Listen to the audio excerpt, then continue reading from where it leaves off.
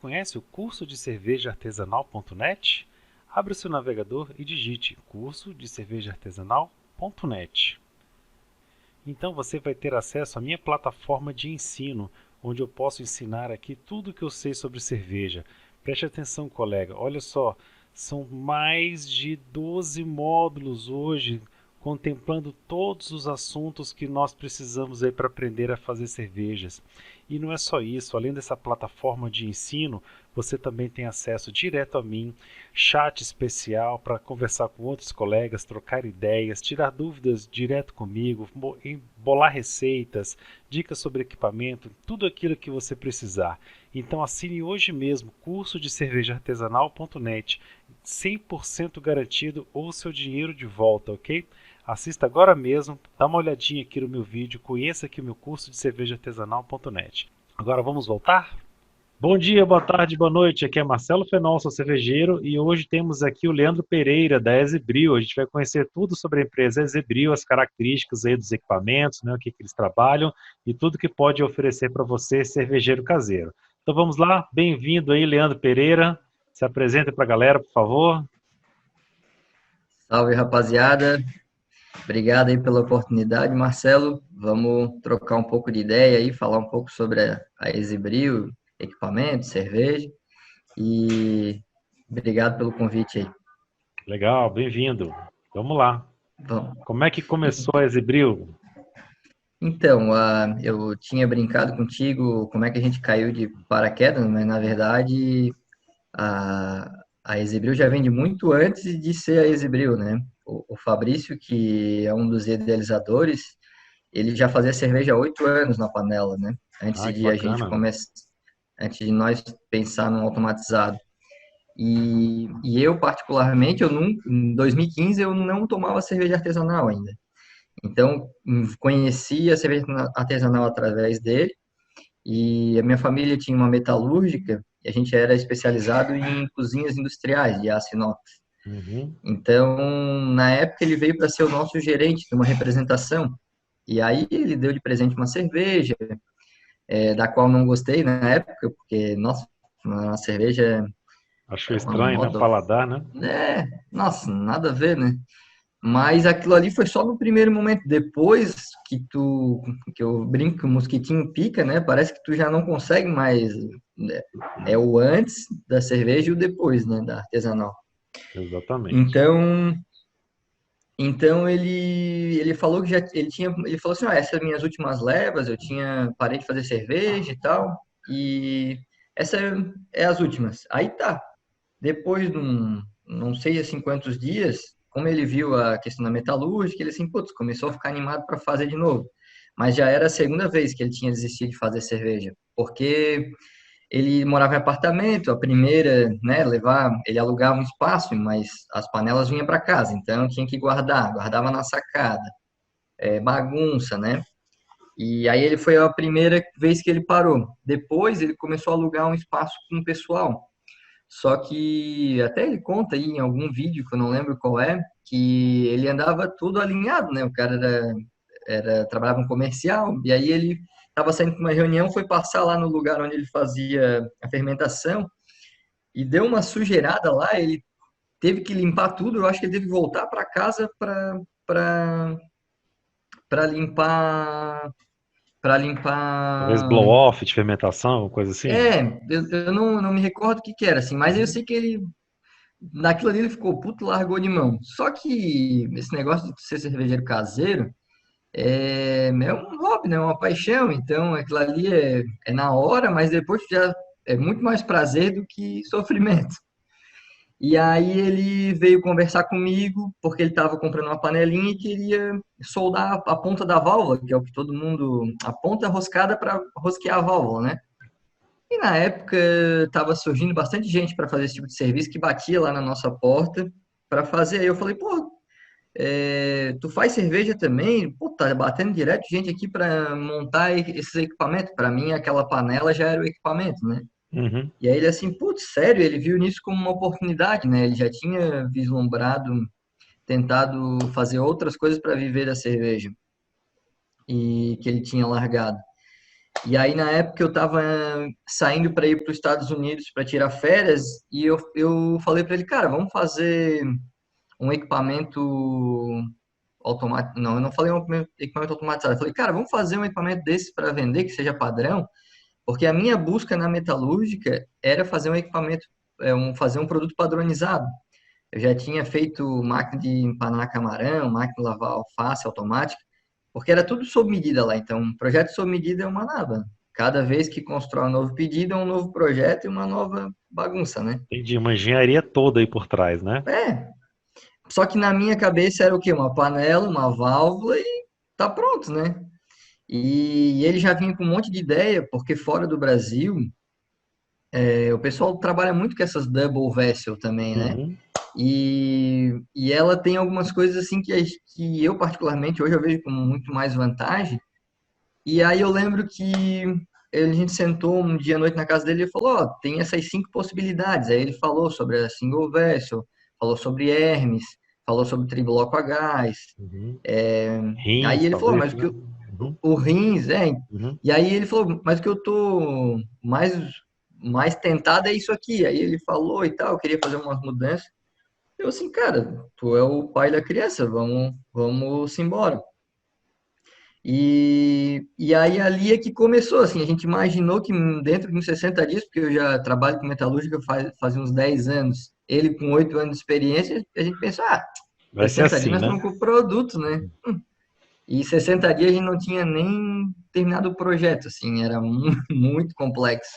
Uhum. E foram 1 ano e 3 meses entre projeto, é, protótipo, foram 1.600 litros de cerveja, jogamos 400 litros fora, muitas e muitas tentativas de fundo falso, resistência. Nossa, só a gente sabe, assim, o protótipo está até hoje todo remendado, lá em Criciúma, num parceiro nosso, Uhum. e, e a gente brinca que no futuro a gente quer recomprá-lo, né? Legal. E Mas vocês ele, fizeram mas até ele, resistência? a gente começou a pegar parceiros, né, especialista na Aham, área, e entendi. aí ia desenvolvendo junto, assim. Só que o desenvolver junto é muito acerto e erro, né? Tem toda a teoria que a gente tem que desenvolver, mas na hora de botar em prática tem as limitações, não tem jeito. Exato. Então, a questão de caramelizar a resistência, fazer a Uhum. volta correta, dissipação térmica, nossa, foi algumas horas. E era nosso plano B, né? Então, a gente saía para testar equipamento sexta-feira depois das 18 horas. E aí terminava no domingo à meia-noite, né? Era mais ou menos assim. Então, 2015 foi um ano bem legal, assim. Na época eu lembro que foi bem tenebroso, porque era bem poucas noites de sono, mas foi muito prazeroso, assim. Hoje até sinto falta, né? De um pouco mais desse ritmo que a gente imprime, né? Quando está em desenvolvimento. Uhum. Bacana, muito legal. Aí surgiu a K60. Então, o primeiro lançamento foi a Exebril K60. Legal, bacana. E daí ela abriu a porta para vocês mexerem com outros volumes, talvez outras teorias. Isso, aí a gente caracterizou ela como a linha K, que daí é a série K. Uhum. Então, veio a K60 e a K45. A gente trabalhou aí, eu acho que não deu um ano, e aí lançamos a Biab, que era um modelo single vessel tradicional, que o pessoal gosta também, automatizado, né? Sempre automatizado. Uhum. E tinha uma demanda reprimida de mercado, assim, né? Eu lembro que na época que a gente lançou, que a Exebril nasceu também N equipamentos, assim, que logo também, do jeito que veio, foi, né? Exato. Mas uma coisa que a gente sempre trouxe desde o início é a questão de. Aí eu estava comentando que a gente sempre teve, assim, um propósito, posso falar assim, de descomplicar a vida do cara. Então, fazer cerveja a gente sabe que não é fácil, né? Tem as dificuldades assim do processo, às vezes da onde tu se encontra, né? E a ideia era tentar democratizar. Então, por isso fazer equipamento mais compacto, com menos acessório possível, né? O cara não tem que usar aquelas talhas malucas. Imagina num apartamento, a mulher te joga da janela, né? Simples também, né? E Porque quanto mais simples, você tem menos é, problema, menos risco, né? Menos defeito, justo, né? Menos chance de errar. justo. E bem nesse sentido. Então, na época, assim, veio como algo inovador. Até hoje, a questão do double vessel ou do bibloco, né? Uhum. São poucas as empresas que lideram, não, que fazem, né? A maioria joga no tradicional single vessel, que é o que tem de maior no mercado, mas tem suas limitações também. Exatamente, né? Eu acho que o mercado inteiro trabalha ou com as cópias da Grandfather, né? Ou da Brewmaster. Justo, Seja a justo. circulação por cima ou por baixo. E aí É, todas as cópias, as chinesinhas todas, são baseadas num desses dois modelos. aham. Que te limita na capacidade de malte, né? Te deixa um pouco engessado. Faz cerveja, fazem ótimas cervejas, mas para a experiência do cara é o que conta, né? E nisso é que a gente quer fazer o Aproveita, melhor. aproveita e fala aí dos diferenciais, né? O que que a Ezebril oferece diferente, né, para o cervejeiro? Então, de diferente, além de tu tá com. Qual que é a diferença da single para double, né? Que o pessoal, automatizado, para eles, tudo é single, né? Eu acho engraçado. Exato. Mas as duas têm dois tanques, a single trabalha com um tanque dentro do outro. Uhum. Então, a double, a bibloco, é um por cima do outro. Então, ela trabalha com recirculação contínua, lógico, porque o aquecimento é embaixo, então, para manter o tanque de cima aquecido, tem que estar com recirculação contínua, né? Exato. E isso já faz com que tenha uma eficiência que parta ali de 70%, porque, putz, quanto mais tu circula, né, mais extração de açúcar ela consegue ter. Uhum. E a E própria relação água-malte te dá um pouco mais de flexibilidade também, que né? dá, putz, tu tens ali dois tanques para brincar, né, com volume gigantesco. A K60, por exemplo, é 100 embaixo e 60 em cima, é 160 litros que tu tem de elasticidade. Uhum. Então, tu tens a cama de malte acessível para mexer, fazer adição de malte tardio, adição de qualquer coisa. A clarificação também é um ponto bem legal, porque como tu estás com o tanque de cima fora, né, do tanque de baixo, não tem aquele detalhe de tu levantar, tu já está em cima. Então, quando tu vai para o mesh out, tu simplesmente recircula, a clarificação toda, né, a sujeira fica toda em cima, vamos falar assim.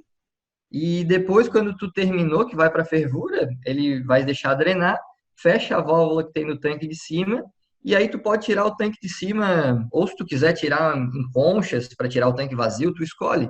Mas o mais importante é que aquela clarificação que tu fez durante todo o processo, tu não estraga na hora de puxar Exato.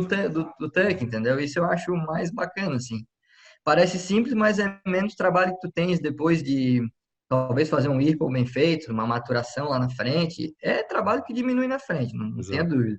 Uma outra coisa que eu vi do equipamento, ainda não tenho ele em mãos, mas é que a perda ali, quando você suspende o cesto, é praticamente zero, né? Porque ele tem como É, escorrer e você tem como coletar aqueles 2 litros que ficam ali, né? E para é, quem faz 20 litros, 2 litros é 10%, né? Muita é. coisa. é.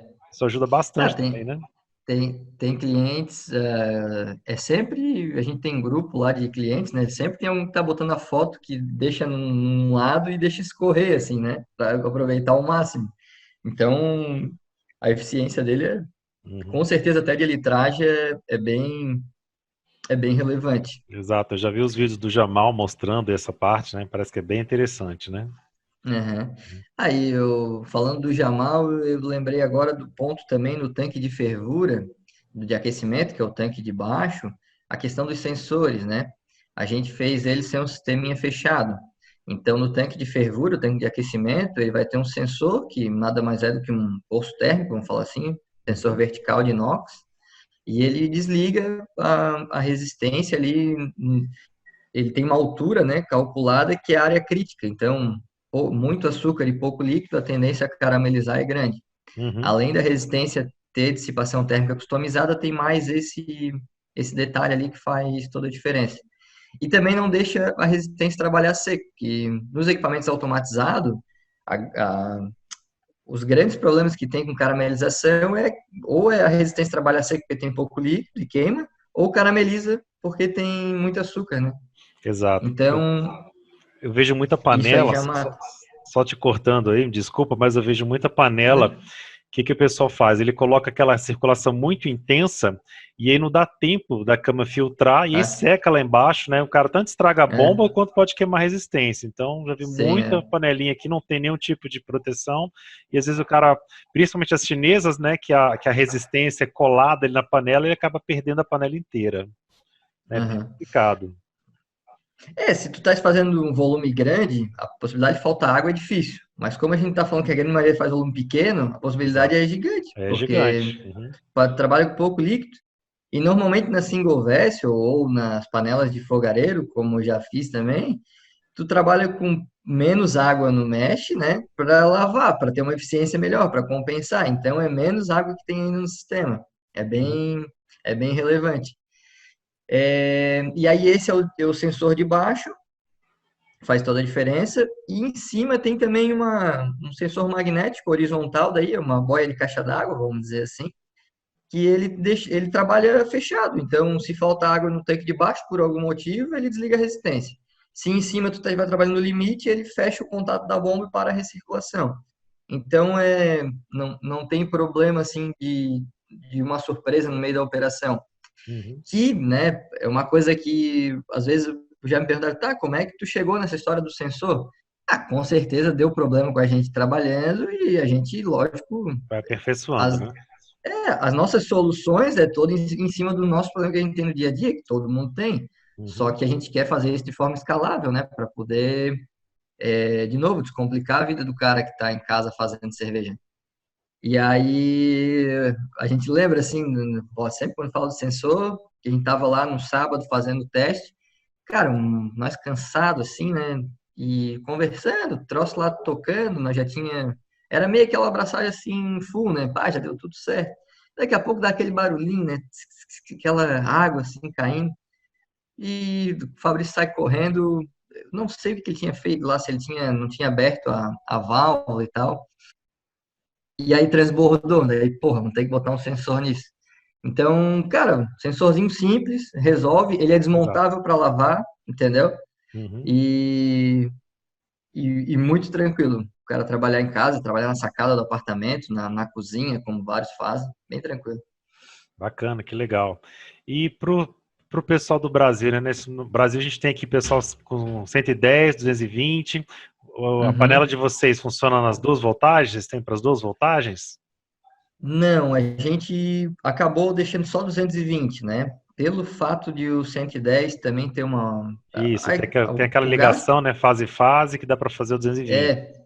dá para fazer, a gente optou por deixar tudo 220, porque é difícil, é mais fácil em todo lugar ter o 220 do que o 110, né? Exatamente. E, e o 110 também, apesar de ser a mesma potência, vamos falar assim, o mesmo gasto, o que vai mudar é a amperagem. Então, o cara Exato, teria que fazer uma estrutura exato. Isso que eu penso também, gigantesca, né? né? A amperagem dobra, né? Fica muito difícil a É, parte de fiação, de estrutura para fazer é. 110. Uhum. Então, a gente tem clientes de equipamentos menores que usam transformador, em Minas Gerais, por exemplo, mas a maioria dos lugares, até teve um cliente que falou, compensa mais puxar uma fiação e fazer uma tomada específica do que comprar um transformador. Tu sai elas Exato. por elas e tu Uhum. fica com uma tomada Não, e mais garantida. seguro, é muito mais seguro Seguro? também, né? Muito mais seguro do ponto de vista elétrico da coisa. Ter um transformador ali, Sim. né? Não é muito bom, não. Além do que tem a E perda do próprio transformador, que acaba que o consumo da sim, pessoa fica maior, vai né? aumentar. É. Legal. Então, e é imprescindível, já que estamos falando de energia, aterramento, né? Equipamento elétrico, metal, mexendo com água. Exato. Então, o cara tem que estar com a rede aterrada. Tem duas coisas que eu sempre recomendo, né? Uma que garanta o aterramento e a outra que use aqueles DDRs, né? Os disjuntores Uhum. diferencial residual, né? Que evitem o choque Sim. elétrico. Isso é uma proteção fantástica, não é caro e vale uma vida, né? Acho que vale muito a pena a pessoa Ah, ter isso em imagino. casa. Hum. É verdade. É verdade. Bacana. Olha, eu vejo também o pessoal que tem essas chinesinhas, essas genéricas, que se machucam muito, porque tem muitas pontas de metal ali que são muito finas, né? O pessoal se corta Uhum. muito.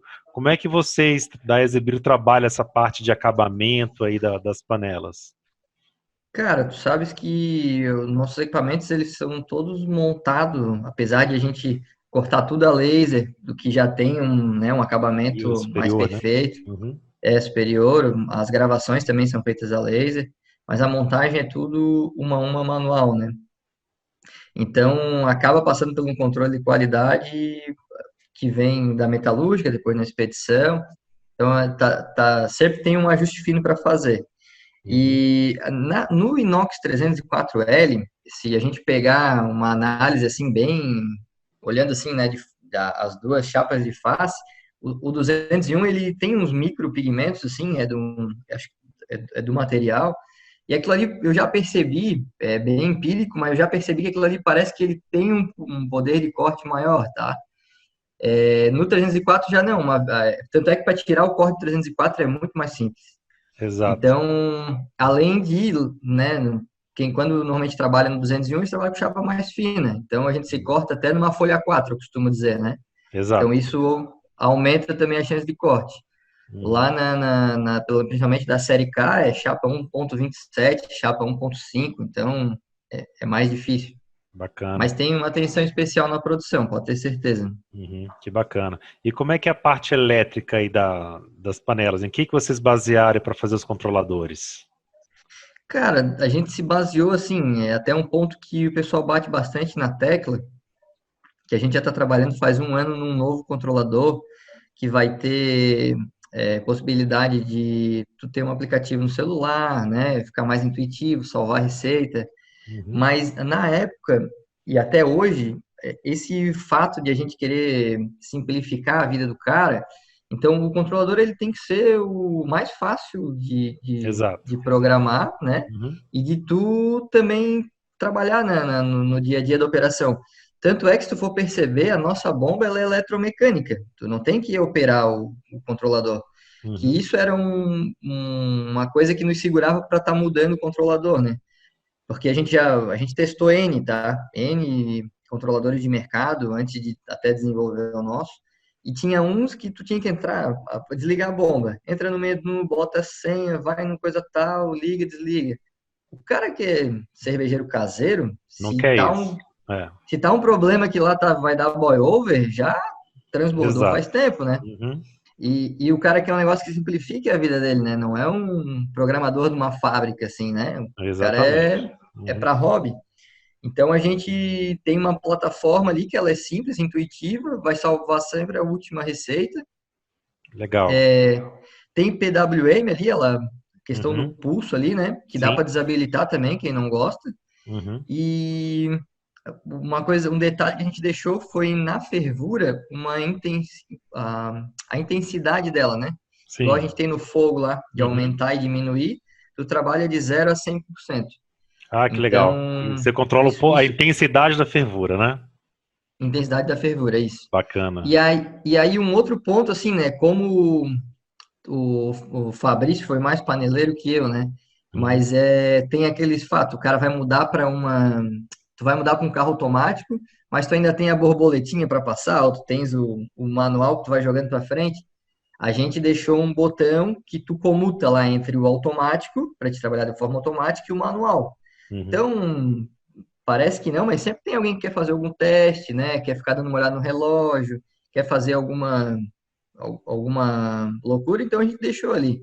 E pensando na democracia, o equipamento elétrico, né, eletrônico, pode vir a dar manutenção. Então, pensa se eu der algum problema no controlador.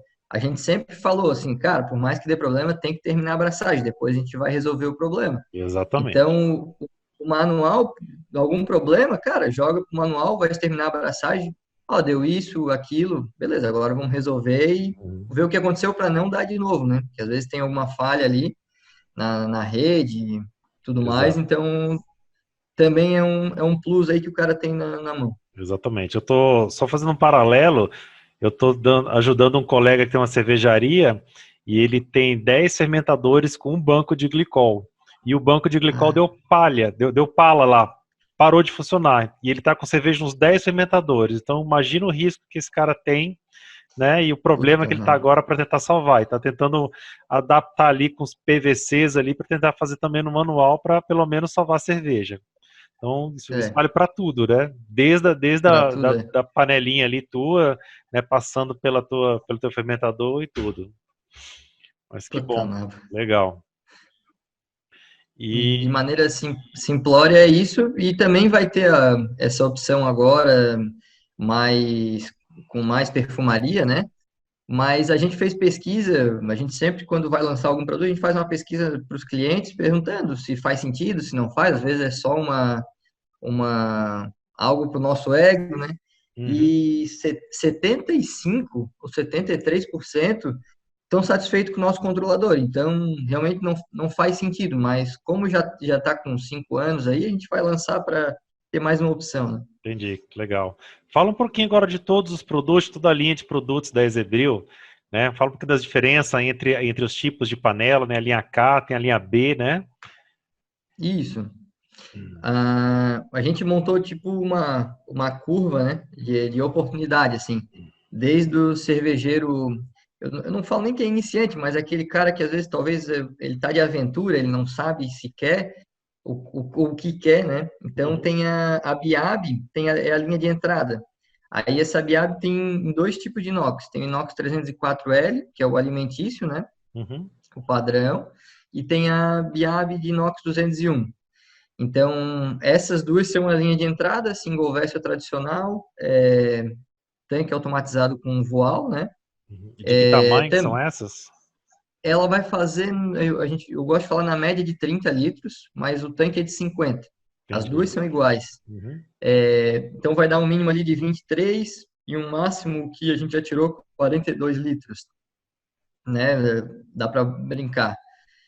E o tanque é de 50 litros, como eu falei, e vai processar até 8 quilos de malte, assim. Então, o cara vai fazer cerveja em cima da pia, pouco espaço.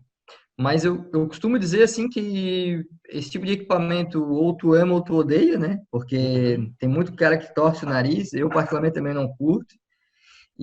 Mas tem gente que é apaixonado por Biab, assim, né? Então, o cara mais saudosista tem na linha. Depois, aí já passa toda a linha Double Vessel daí. É tudo com dois tanques. Entendi. O próximo é a série B, que seria a B100. Uhum, Até um ponto legal, a gente está mudando toda a nossa linha agora. Antes nós chamava o nome do equipamento, tipo série K, né? Que era K60, pelo volume do tanque de mostura. Agora nós vamos nivelar tudo pelo tanque de fervura para poder ficar mais fácil de tu explicar, porque o cara não entende que a K60 faz até 85 litros, né? Porque o exato. tanque de fervura tem 100. Então a B100 ela também se chamava B75, a gente fez um upgrade nela agora, ela já está B100. Então é um tanque de fervura de 100 litros, um tanque de mostura de 75 litros. Ela é um pouco mais simples, mas é bem bacana também, inox 201, fundo falso, controlador de tempo e temperatura, bril stand e bomba, né? Uhum. Vai processar até 20 quilos de grão. Nossa, Então, é um processo. equipamento assim, Uhum. ele não tem tanto um apelo estético, tá? Ele é mais simples, assim, não tem o sensor vertical no tanque de fervura, tem o sensor no tanque de cima, isso a gente achou importante manter, mas é mais apelo de preço daí, né? E tu ainda tem uma flexibilidade, porque vai fazer mínimo 40 litros e vai fazer máximo até 75. Como o tanque é de 100, daria para ampliar até 85. Só que tem que também avaliar a capacidade de processamento de grão, porque senão a cerveja vai ser só de baixa densidade, né? Exato. Mas daria para levar até 85, tá? Uhum. Aí a próxima seria a série C, e até foi lançamento recente nosso. Ela é uma irmã gêmea, vamos falar assim, da série K, né? Ela é double vessel, só que com inox 201, também fundo falso, controlador com rampa de tempo e temperatura, bomba. Tem a C70, que vai fazer de 25 até 55 litros. Essa ficou numa flexibilidade bem legal, É cara de bastante. apartamento. Uhum. Processa até 15 quilos de malte, é coisa pra caramba também. É bastante mesmo. Dá pra fazer uma bela de uma RIS. Nossa, ixi, Uhum, dá para fazer. E daí a C70 equivale a K45, vamos falar assim, que é a que o Jamal usa lá. entendi. E depois tem a C100, que vai equivaler a K60, daí processa até 20 quilos de grão também, tanque de fervura de 100, 60 de 100 litros, o tanque de mostura 70 litros. Legal. Bacana. E vocês também têm outros equipamentos, né? Tem moinho, né? Tem fermentador Tem, também, né? tem a... Daí fechando ali só tem a série Ah, K, né, sim. que agora tem Uhum. a K135, que é a maior nossa, todas elas igual a série C, só que com inox 304L. E a gente está com essa linha também. A nossa intenção é ter, né, de ponta a ponta, né? Então, aos poucos a gente vai lançando. Lançamos moinho, acessório para hop spider lá para o lúpulo, para fervura. Legal. Fizemos, fizemos também um pouquinho depois, se não por último, o filtro lá, o F3 Max, que é o dosador. Esse aí tá fazendo a cabeça da galera. Uhum. Porque tu acaba não usando só para cerveja, né? Tu usa em casa, tu vira o filtro da família. Exatamente. Então, tem isso, também tem os kits automatizadores de panela, para quem quer se aventurar nos equipamentos. A Entendi. Para ideia usar uma panela comum, né? Aquele que. é Uhum. É isso. quase como é que chama? Ai, me deu, faltou o nome agora. Deixa eu dar um pause aqui até. Sous É, vide é da quase um alimentação. sous vide, né? Daquele, né? É, é Uhum. verdade. Legal. Se eu não me engano, o sous vide eles estavam fazendo até embalado a vácuo, né? Daria para fazer muito bem. Mas agora tu me lembrou que quando a gente lançou no início, algumas pessoas nos procuraram, tá? Para fazer esse tipo de coisa. Só que como não é nossa área, né? Começar a dar pitaco lá e depois dar Uhum. problema. Exato. Mas eu tenho um colega que tem uma dessas panelas aqui. Eu também gosto de Uhum, culinária, né? Eu nunca usei a minha, mas uhum. ele usa a dele. Ele faz pernil de carneiro na panela, no sous-vide, mas embalando, né? Do jeito mesmo, embala a Sim, vácuo e tudo mais. para não Eu ajudo. soltar a gordura na resistência. Exato. Não é porque tem que ser assim mesmo, né? Porque se enchesse de água, o tempero também ia embora, né? Vai embora, tá Embalar a certo. vácuo é para segurar o tempero, os sabores, a própria Aham. gordura, né?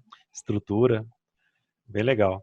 Mas fala um pouquinho também dos fermentadores e do, Tá. né?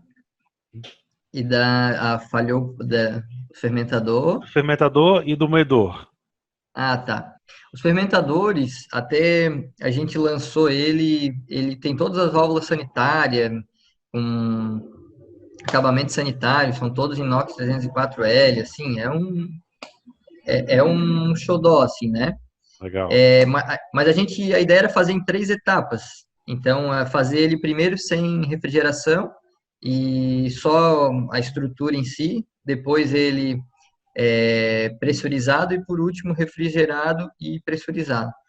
A gente acabou no início começando por glicol, aí depois a gente viu que não fazia sentido, conversando com a galera, Pelo que daí tamanho, né? tamanho em casa, ele é Uhum. mais barato no final, né? Mas no início da brincadeira ele é muito caro para Exato. fazer, né? Comprar banco de glicol. Então meio que a gente voltou atrás para trabalhar só no autorrefrigerado. Uhum. E a gente não ia lançar esse fermentador, mas daí, putz, tu começa a falar começa a falar com um, com outro, putz, comprar uma geladeirinha por R$ 400, né? E ter um fermentador top, então começou a valer a pena. Aí a gente fez um crowdfunding, que é o que a gente sempre quando a gente faz um lançamento, os clientes, eles são os primeiros a saber e eles são os primeiros a participar. Então, normalmente a gente faz uma compra coletiva só para cliente e a gente vendeu praticamente 30 ou mais já Legal. Nossa, que no bacana. início. Acho que o fermentador também auto-refrigerado é um xodó, né? Quem tem aquele é um objeto É, de arte, né? Fica legal em qualquer é, lugar, é verdade. né? Então, e aí depois a gente voltou para fazer esse modelo, né, do auto-refrigerado e pressurizado, e tava até para ficar pronto agora em março, assim, né? A gente teve que dar uma parada agora no desenvolvimento, né, por conta do que a gente está vivendo, Uhum, mas a gente já queria ter lançado, é porque sempre quando a gente vai lançar, vem uma coisa nova, a gente quer trocar e às vezes demanda montar toda a estrutura. entendi. E a gente paga o preço por isso, mas também a gente quer lançar algo que seja bacana, né? Diferente, lançar mais do mesmo aí no mercado, acho que também não faz sentido. Exato. Já que você tem a oportunidade de fazer melhor, né, fazer diferente, né? Por É, que não, né? tu Faz vê que todo o nosso sentido. fermentador, se tu perceber, ele já vem com reservatório de coleta de levedura ali no fundo. E depois a gente começou a ver naqueles PET, que daí começou a vir com uma garrafinha. Uhum, Então, em inox, assim, na linha, aqui no Brasil ninguém tinha feito ainda. exato. E é uma mão na roda aquilo ali para Vou fazer fazer as uma. purgas mesmo, né? Não E só não precisar coleta, mas fazer, para né? fazer purga, né? Não, Às vezes você não quer nem é, coletar, mas simplesmente para fazer a purga ali, para você deixar a cerveja limpa, mão na roda, né? Tem muita gente que tem deixa que botar aberta. mangueira e lá e faz Ah, bucho. uma Perde sujeirada cerveja pra danada. caramba, perde tempo. Puta, é Exato. função, assim. Aquilo ali é bem bacana, assim. Legal mesmo, bacana. E sobre os moinhos, aí é outra coisa assim, se tem alguém no mercado fazendo alguma coisa que é bacana, a gente primeiro tenta, vamos fazer uma parceria com o cara, putz, o equipamento dele faz todo sentido, tá alinhado com o nosso propósito, né, descomplica a vida de cervejeiro. E a gente teve 5 moinhos aqui na nossa linha. Então, tivemos importado um rolo de 2 polegadas com rolo de 1,5. É, cara, um queimou a furadeira, o outro fazia pó, o outro era excelente, cara, só que o gargalo, onde botava o reservatório, era para garrafa PET de 2 litros. Aí o cara não queria trocar porque ia mudar o projeto. Entendi. Daí chegou uma hora que, tá, cara, chega, né? Tentamos, a gente pegou e desenvolvemos o nosso, assim. Então, chegamos naquele combo de moinho com balde, que é o que mais vende, porque já vai com baldinho acoplado, o cara não Uhum, faz sujeira, né? Tem os outros exatamente. com, tem os outros com cone de inox, que é mais apelo estético e também para asepsia, né? Mas Uhum. a motorização deles é igual, assim, é tranquilo. Legal, bacana. Que joia. Legal, e o que vocês pensam aí mais para o futuro? Pensam em, de repente, panelas maiores, para o Então, pessoal de micro, de nano cervejaria? aham. Tu sabes que a gente tem no forno, né, um equipamento de 250 litros, né? Que eu não sei se tu sabe, na verdade. Não, não sei. Ele está em paralelo com esse fermentador autorrefrigerado. A gente também estava Legal. trabalhando nele, assim. E o Fabrício estava fazendo pós-graduação na Escola Superior de Cerveja e Malte, lá em Blumenau, e foi o Uhum. projeto de conclusão de curso dele. Ah, que bacana. Então, a ideia era fazer, dando um spoiler assim, era não fazer tribloco para não ficar aquela linha toda, né? Uhum. Tentar trabalhar o esquema do double vessel mais em pirâmide, como se fosse uma escada caracol, eu costumo dizer, né? Uhum. E ser o menor equipamento de 250 litros no mercado, Entendi. Um brew stand porque bem compacto, né? isso. Uhum. A gente acredita assim que cada vez mais está abrindo novas cervejarias de pequeno porte que vão fazer cervejas de bairro, né? E a Exato. ideia é que o cara tenha aquilo ali, as adegas dele Uhum. e um serviço de bar ou né, de growler ali para poder tirar. Então, essa é a nossa aposta, assim. Só Exato. que nesse meio do caminho surgiu a K135, estava demorando muito para nós lançar, assim, cara, vamos lançar um pouquinho maior, porque estamos precisando, né? O pessoal está pedindo. E aí hoje o que que acontece, assim, né? O cara que está procurando equipamento de 250 litros, tu vai ver, assim, de grandes empresas, são equipamentos que custam um valor agregado alto, porque ele tem que ter um nível de eficiência, né, muito bom, senão tu Exato. gasta na Exato. matéria-prima e Senão não dá para energia. ser comercial, é. É. E aí, hoje a gente tem comercializado muito a K135, porque o cara investe aí na faixa de 15 mil reais, num equipamento que faz até 135 litros, processa 35 quilos de grão, e ele tem, o que ele tem de adega também não é aquilo tudo, ele vai virar ali às Uhum. vezes 1.000, 2.000 no mês, então mais vale ele fazer 2 braçagens por dia, três, né, fazer em 2 dias, com 15 mil, a hora que ele ganhar pulmão, aí ele investe no equipamento de ponta, do que ele ter que desembolsar toda aquela grana no equipamento Exato. top, né? Uhum. e, e ele ainda fica com a K135 fazendo leva teste, que é um negócio que está gerando muita receita sazonal, né? A gente tem visto. Exato. E eu acho que esse cara que está começando também, do meu ponto de vista, acho que vale mais a pena ele, depois ele começar a investir em fermentadores, ter mais fermentadores, né, do que propriamente mexer na panela. Acho que a panela Sim, até consegue segurar um pouco mais ali. sim. Ele vai ter Faz variedade de 2 turnos. estilos, né? É, faz 2 turnos, vai se virando no variável, né? Aham. Pelo tamanho também, eu lembrei que uma coisa que ajuda bastante, está ajudando, é a nova legislação, né, que está indo aí, que o mapa está colocando, que vai permitir brewpubs a fazer a própria cerveja, Sim, né? Isso aqui vai ter aqui em Brasília. Eu acho que é o tamanho ideal para o cara que é pequeno empresário. Né? O cara vai poder ter, se ele não quiser parar de mexer com as mainstreams, mas ele vai poder ter as duas, né? Ter a dele e a sim. outra lá, uma oferta ali Uhum. feita em casa, acho que vai ser fantástico, uma cerveja fresca, tudo de bom. É, cara, cerveja fresca, eu falasse tudo assim. É outra Para coisa. mim, eu até sou um pouco resistente à garrafa, lógico que consumo bastante, mas se tiver cerveja envasada, barril, tirada da fonte, então nem se fala, né? Pois é, é Mas outro nível, né? é outro nível, bem nessa. Uhum. Maravilha, Leandro. Muito obrigado, então, pela tua participação aqui. Acho que o pessoal que curte o canal deve estar muito feliz aí com os produtos que você está apresentando. E vou deixar aqui embaixo aqui para vocês verem aqui o site da Ezebril, para vocês conhecerem lá, quem quiser conhecer, entra lá, né, conversar com o Leandro. Tem muito material, tem muito manual, já andei dando uma olhada lá. E é isso daí. Então, Beleza. beleza, pessoal? Muito obrigado pelo Leandro. Obrigado por vocês aqui que estão nos assistindo e até o próximo aí com Marcelo Fenol no Fabricar. Um abraço, pessoal.